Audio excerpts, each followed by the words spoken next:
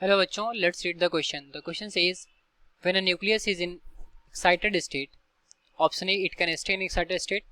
Option B, it gives excess energy to surrounding electrons and comes to a lower energy state. Option C, it can make a transition to a lower energy state by emission of electromagnetic radiation.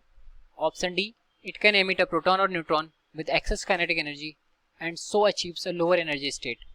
So question में बोला कि जब nucleus जो होता है ये किसी excited state में होता है तो इसके लिए कौन सा ऑप्शन यहाँ पर गिवन होगा जो कि करेक्ट है. तो सॉल्व करेंगे इस प्रॉब्लम को. पहले हम अपना की कॉन्सेप्ट नोट डाउन करते हैं.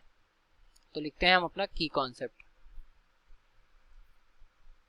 ओके, तो की कॉन्सेप्ट हमारा क्या होगा कि जब भी हमारा इलेक्ट्रॉन किसी एक्साइटेड स्टेट से या फिर हायर एनर्जी स्टेट से लोअर एनर्जी स्टेट की तरफ आता है तो वो फोटोन को इमिट करता है.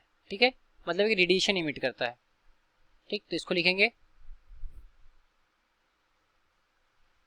When an electron comes to a lower energy state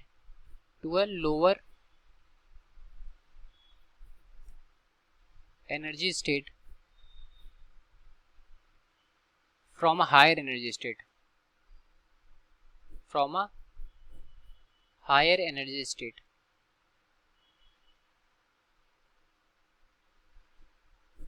then it emits radiation.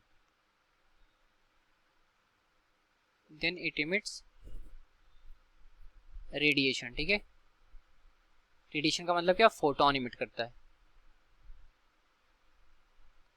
तो ये हो गया हमारा की कॉन्सेप्ट. अब आते हैं प्रॉब्लम पे. तो यहाँ पर क्वेश्चन में बोल रहा है कि न्यूक्लियस जब एक्साइटेड स्टेट में होता है तब क्या होता है. तो जब न्यूक्लियस हमारा एक्साइटेड स्टेट में होता है तो उसकी अनस्टेबल स्टेट होती है. तो उस केस में जो एनर्जी रिलीज होती है वो होती है E is equal to H nu. ये एनर्जी ऑफ फोटॉन्स होती है. ठीक है, एनर्जी ऑफ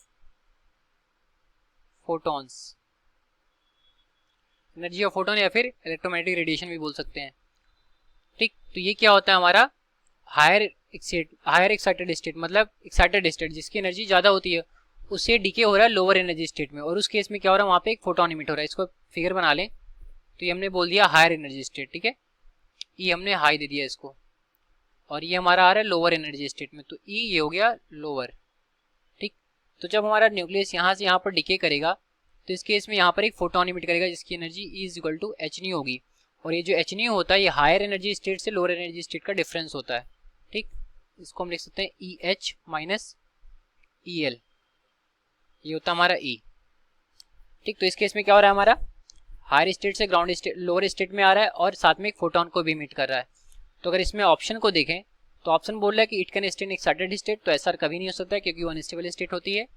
दूसरा बोल रहा है इट गिव्स एक्सेस एनर्जी. तो ये भी गलत है, ये एक्सेस एनर्जी नहीं देता इलेक्ट्रॉन या फिर comes to lower energy state. तो ये ऑप्शन भी हमारा गलत है. ऑप्शन सी बोल रहा है it can make a transition to lower energy state by emission of electromagnetic radiation. तो हम यहाँ पर देख रहे हैं कि हमारा ट्रांजिशन यहाँ पर हायर से लोअर स्टेट में हो रहा है और ये कहाँ पर फोटोन भी इमिट कर रहा है. ठीक है, तो ये ऑप्शन सही हो सकता है. ऑप्शन डी कह रहा है इट कैन इमिट प्रोटॉन और न्यूट्रॉन. तो ये गलत है क्योंकि यहाँ पर फोटोन इमिट होता है. तो ऑप्शन जो हमारा करेक्ट होगा वो होगा option number C. Hence option C is correct. तो ये रहा हमारे इस क्वेश्चन का correct solution. I hope you understood it well. Thank you.